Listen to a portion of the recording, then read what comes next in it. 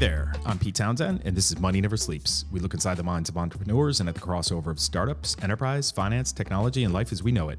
Before we dive into this week's episode of Money Never Sleeps, just a quick heads up that the ETH Dublin Hackathon is just ahead of us in Dublin on May 26th to the 28th, 2023 at Dogpatch Labs in Dublin. ETH Dublin is a first Web3-focused hackathon conducted on the island of Ireland. And the idea is to create a space for the community to build and attract talent to the Web3 ecosystem. Check out the details on ethdublin.io. On the show this week, we've got Howie Young, founder and CEO of Protico, one of the 12 founding teams forming the Techstars Web3 Accelerator class of 2023. Protico is a Web3 chatting network that enables Web3 chat on apps in seconds for enterprises that want to migrate business and engage customers at the Web3 level. With over 8 years of experience in the chat and messaging industry, Howie Young is a highly skilled and dedicated professional who has built a reputation for delivering innovative and user-focused solutions. Combining a strong foundation in business with extensive self-taught technical expertise, Howie has contributed to the development of numerous successful and creative products that are used in more than 100 countries around the world.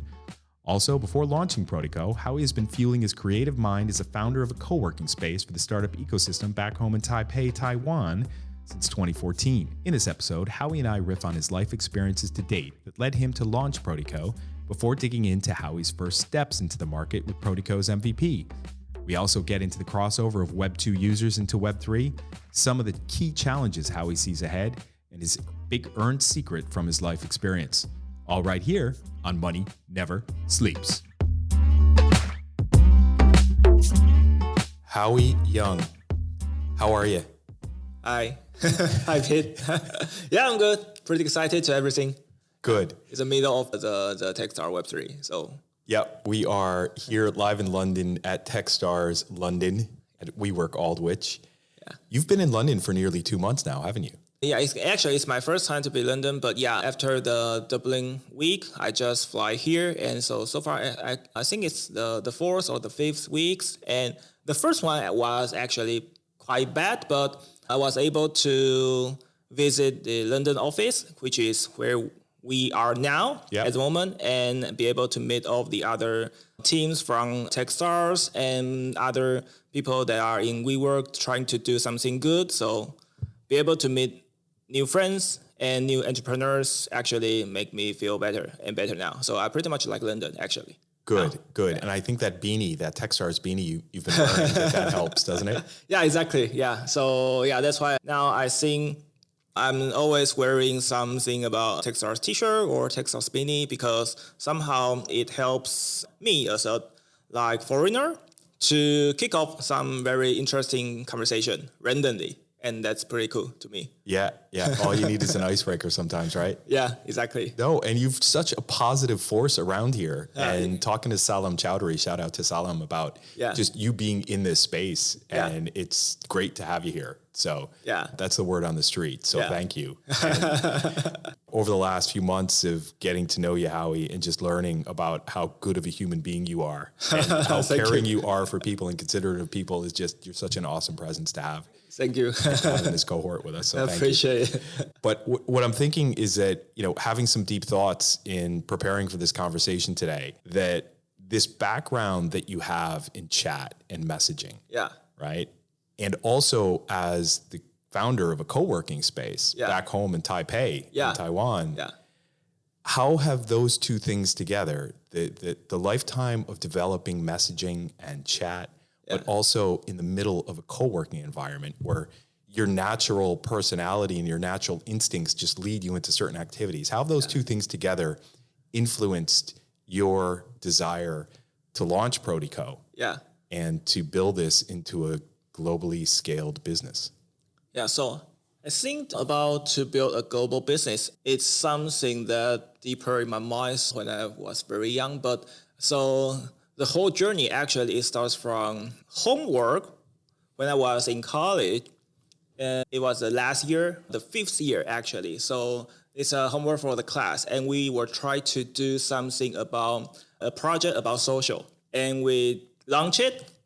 And then in 1 week, we got 50,000 users with just organic growth. So it was quite good. And that just made me so that, probably I can make something good. I can really build something that people like. because for all of my colleagues, they are all now working for lots of like Facebook or Google, like big companies. But I feel I can probably do something. I can create something. So I just want to try it. And that's where everything started. But when I tried, and by the way, it was 10 years ago. And at that time, when we tried to build something, we don't have things like we work in Taiwan, in Taipei. We don't have co-working space.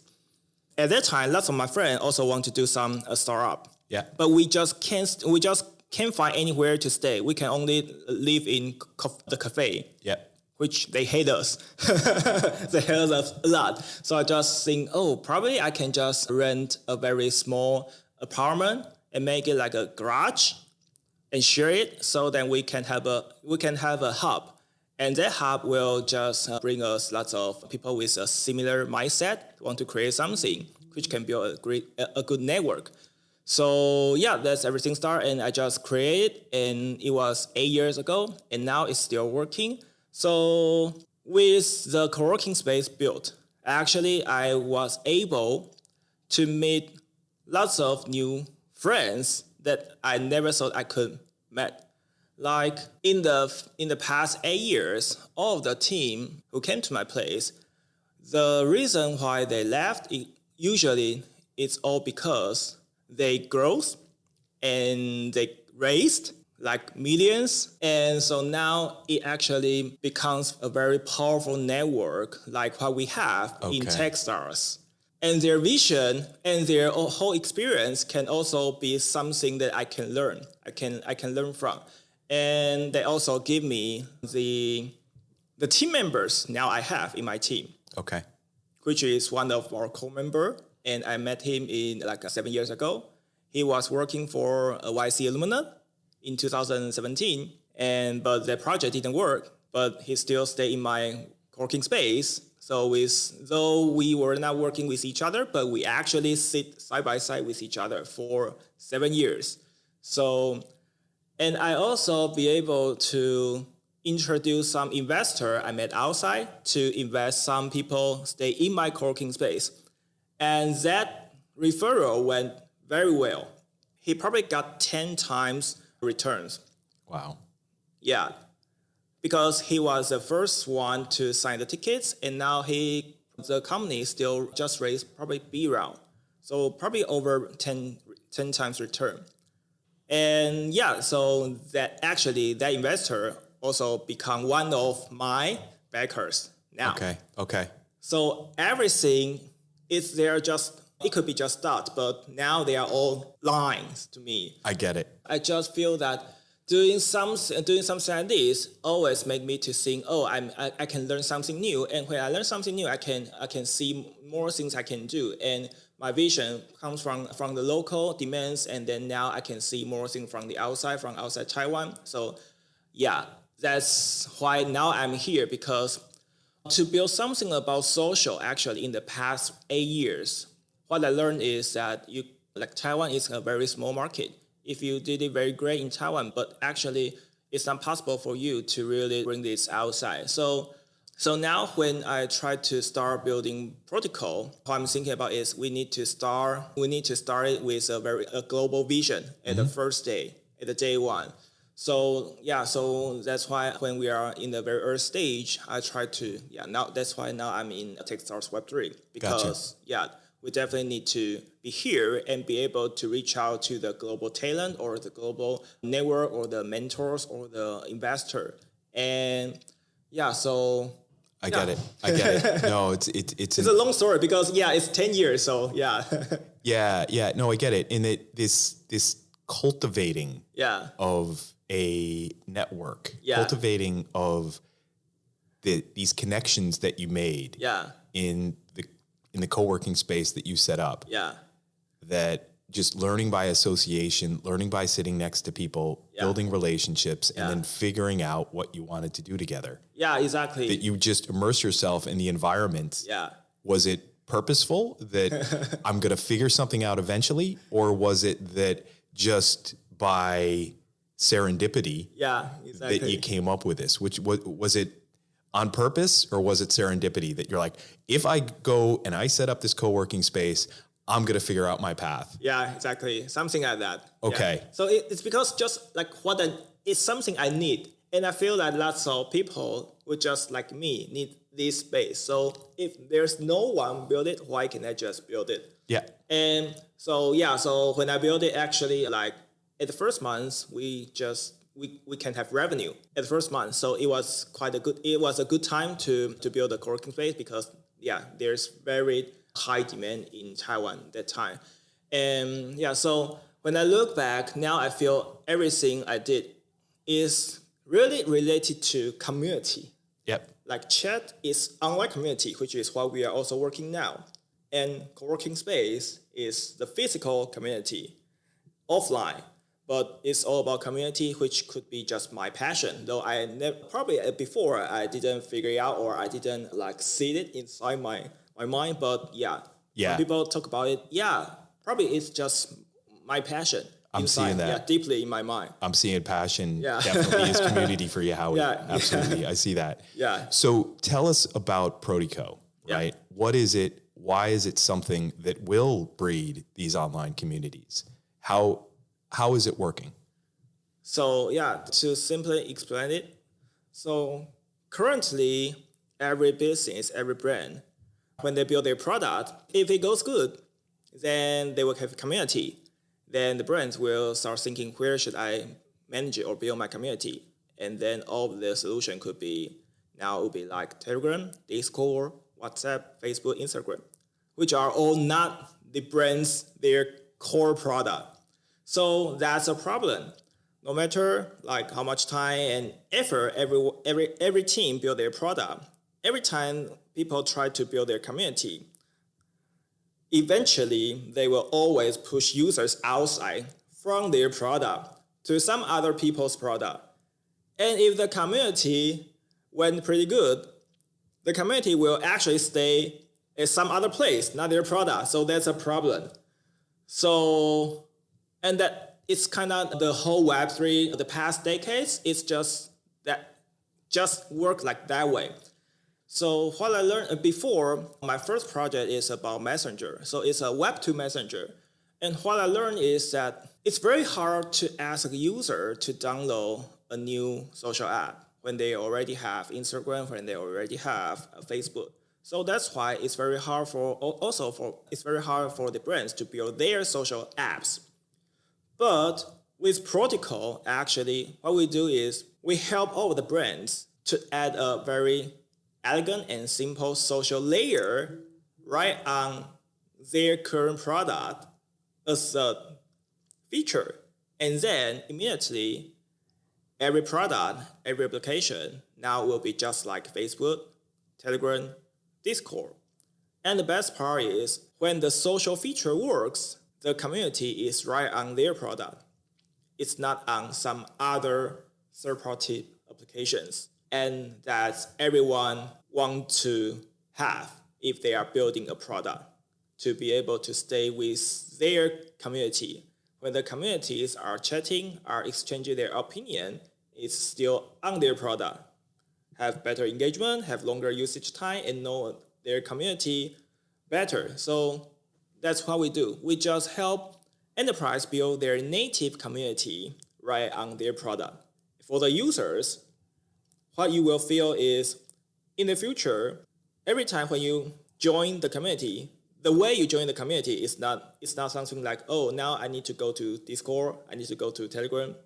It's like when you are visiting any website, any applications, the community is just right there on the application you are using. Yeah. So it's a seamless social experience, seamless community experience. And I believe that could be everyone's best experience to participate in the communities. Yeah, and I love it. I love it. I mean, I messed around with it. Obviously, the Chrome extension that you can download. Yeah. And that it's just living there on any website. Yeah, right. Exactly. And that it's there to play with. Yeah. But you've made some headway with some partners here just to get things going. You've got ETH Taipei. Yeah. Right. You've got ETH Dublin. Yeah. You've got others that just this Monday. Excellent. And Tell us about how the network effects start to take off when I know this is kind of your go-to-market wedge is by working with conferences, hackathons, and being able to get your Web3 lobby, as you call it, up onto their websites, up onto their, it's effectively their product, right? Yeah. And tell us about how that starts to breed some network effects. Yeah, so actually, before the network effect happens, to us, the experience is quite different because just like what I said, how I introduced Protico is, actually it convinced everyone I met, like every product owner I met, because they can basically feel it. They all understand it. But before, they just don't have any solution to resolve it. Mm-hmm. So when I came to them and explained how it works, most of the time they will just buy in. So that makes us, when there's a showcase in specific industry comes out, it just gives us more power to reach out to the other similar project or teams or brands to tell him that, hey, it's not just sounds good. Actually, people are using it. People like the brands or maybe competitors or teams like you, they already start using it. And you can see it on their website. You can directly feel it. You just try to be a user and use it, and you will feel that's very different from the previous solution you used. So what we do is like it's very easy to experience and easy to understand the difference. So when we have one, and then East Taipei, and then now we have East Dublin, now we are actually talking to more and more conference. It's all from referral or actually come from the inbound marketing, because currently if you search, like now if you're sitting in front of your Mac, you just search Web3 chat on Google or any other search engine. You will see Protico as the first solution. If you ask AI what's a leading Web3 project, still you'll find our name as a first solution. So all of these things can just bring us the more organic growth one by one. And what we do is actually very powerful. So when people feel it, they will introduce to some other their friends. So that's how the network effect starts. So yeah, I think. Okay. Yeah. Okay, I get it. I think the most important part is that most of the identity, all of the identity is based on Web3. It's based on users' wallet address. So it's default anonymous. Yep. So that's the biggest point, because if you log in with Google or Facebook, people will know your real identity. And secondly, it can help, just like what we discussed, with this kind of user data, it can really help enterprise to understand their community and be able to create better solution, better answer, better service to their community. And probably be able to reward the community because they already know their wallets. So that's a powerful thing, because that's something you can do with the Web2 social network or social graph. I gotcha. Okay. Yeah. And what does the world look like where Protico is an absolute necessity? Where if you build a product and you've got a website, you've got an app, you're going to need to install Protico and use Protico, just like you've got Intercom today as a widget. Now, a lot of people have come up with their own versions of Intercom, where that widget is used for customer service and support, right? But that is just one-to-one. That's one user to the company, to the business, to their customer support unit, right? Yeah. This Protico is all users engaging with each other, but also with the company itself, with the brand. What does the world look like where this is a complete necessity? So actually, it'll be just like the movie of Ready Player One. Okay.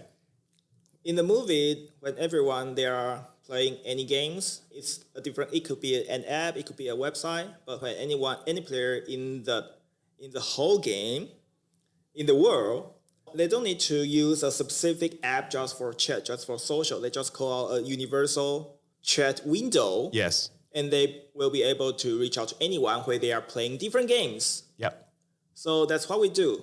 We believe that we will create a universal interface across all the application so that everyone will be able to chat with everyone, anytime, anywhere. So chat in the future will not be application. Yeah. There will be interface.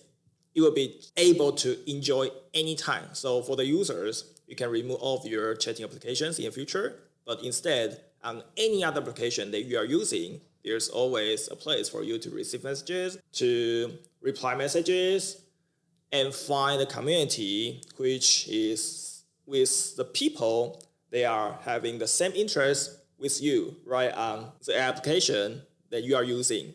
I gotcha. And I can think of a scenario here where you and I are playing basketball, right, in the metaverse, okay?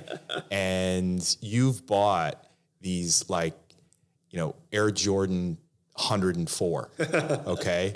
And in the metaverse, they give you this super ability to jump higher than anybody else. Yeah, exactly. And you're like, Pete, sorry, I got to go.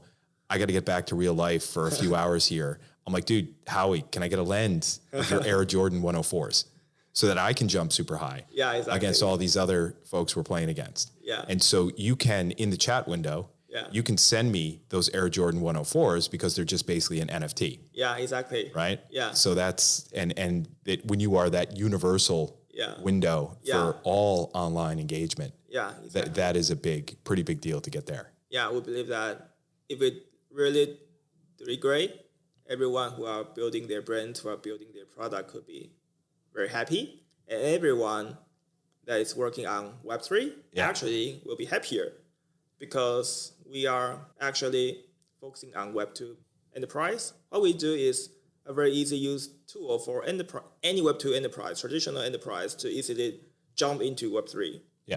So every user, the moms and pops, they can enjoy it because what they need to do is just type. And type is everyone can do. So then we can have the massive adoption. Then everyone, they're working Web3 now, they can have more users. So everyone is happy now.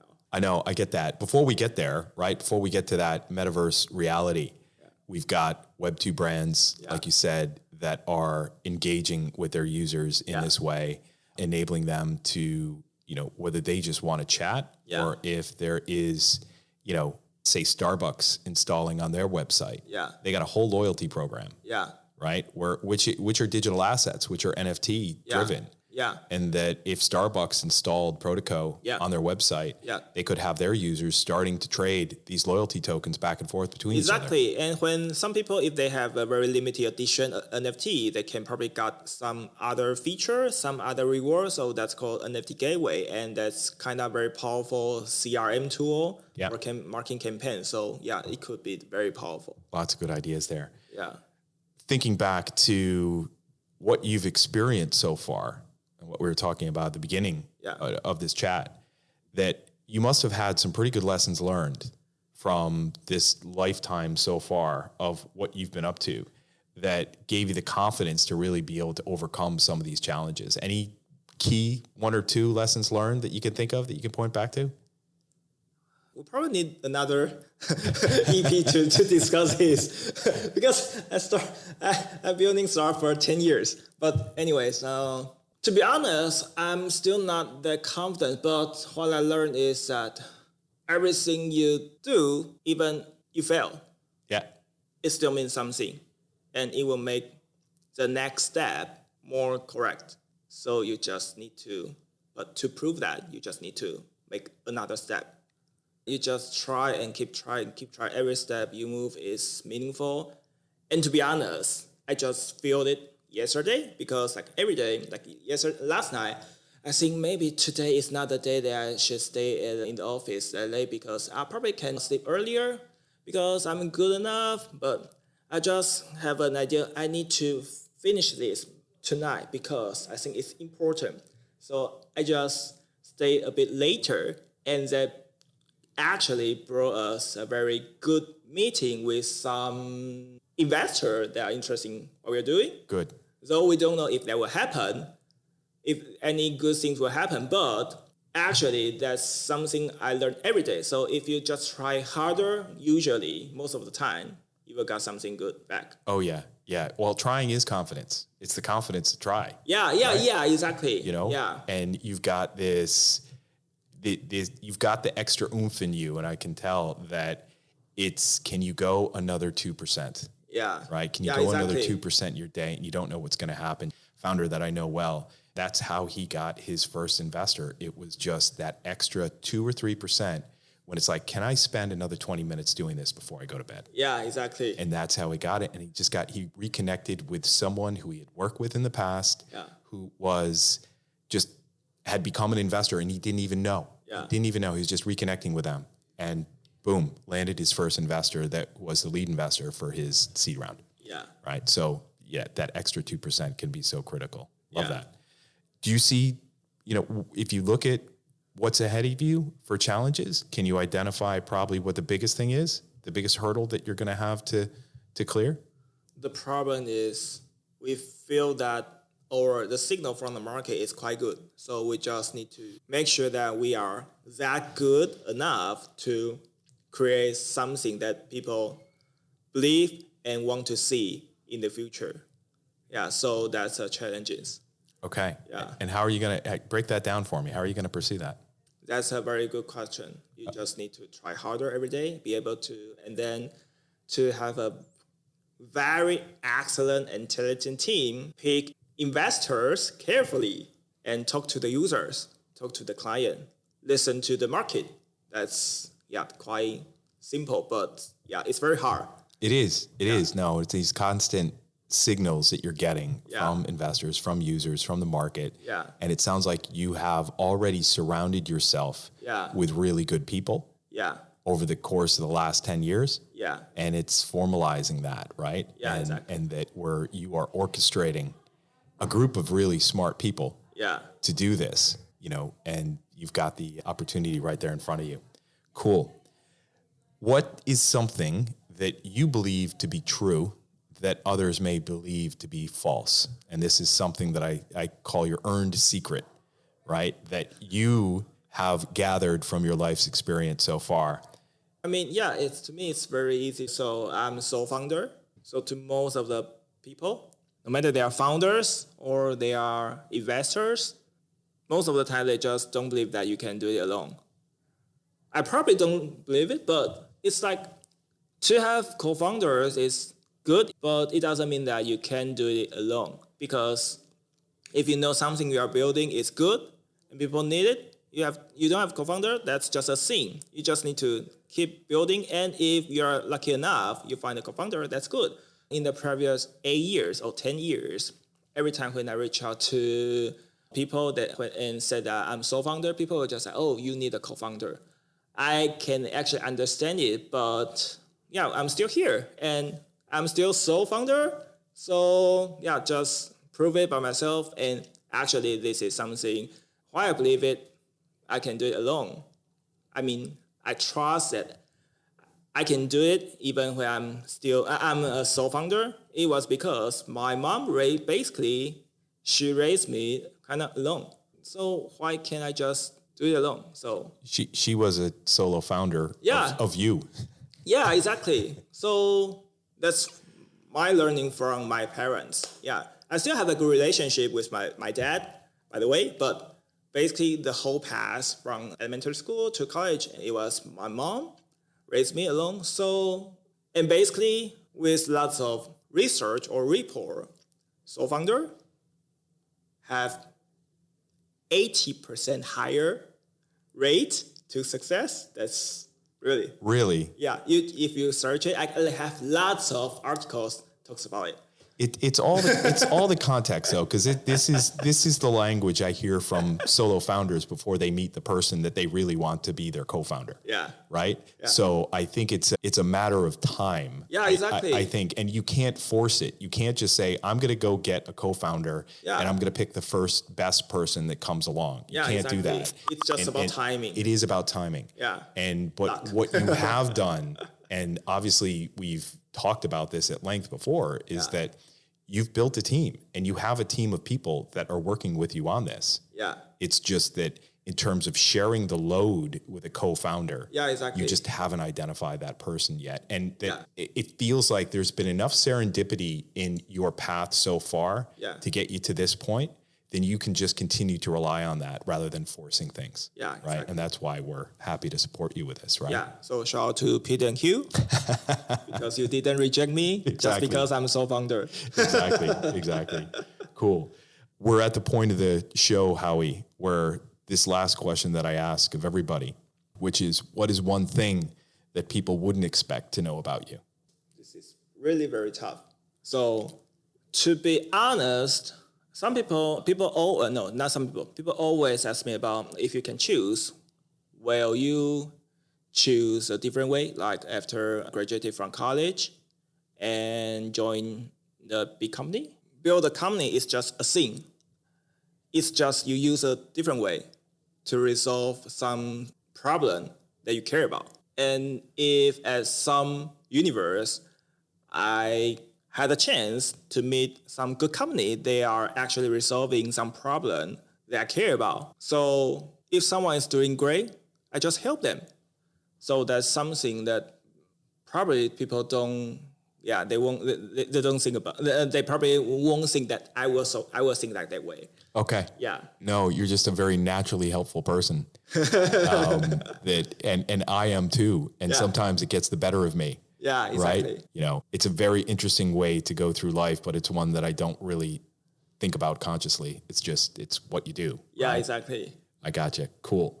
This has been a great chat. Thank you Thank for you coming very on much. to the show. Really enjoy it. What's the best way for people to get in touch with you, Howie? Currently, search maybe on LinkedIn. My name is Howie Young, HOWIEYOUNG. Or if you come to our website and leave messages on the lobby, I probably will reach out to you.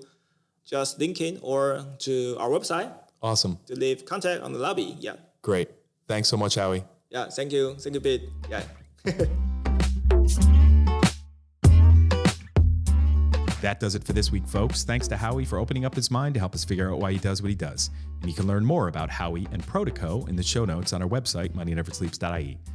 If you like what you heard, please leave us a rating and or review on Apple Podcasts or Spotify, as it helps others to find the show. Thanks to Conan Brophy from Create Sound for mixing and editing this episode. Conan is an excellent media man to get in touch with when you're thinking about launching your own podcast. Also, thanks again to the wonderful person who is Salim Chowdhury from Techstars London for lending me all of his podcast gear and his office to record this episode. Happy birthday, Salim. As for me, I'm an early-stage startup investor focused on where fintech meets crypto and crypto meets Web3, and I lead the Techstars Web3 Accelerator. There are plenty of links in the show notes on moneyneversleeps.ie on how to get in touch, so don't hesitate to reach out. Finally, till next time, thanks for listening. See ya. Money never sleeps, pal.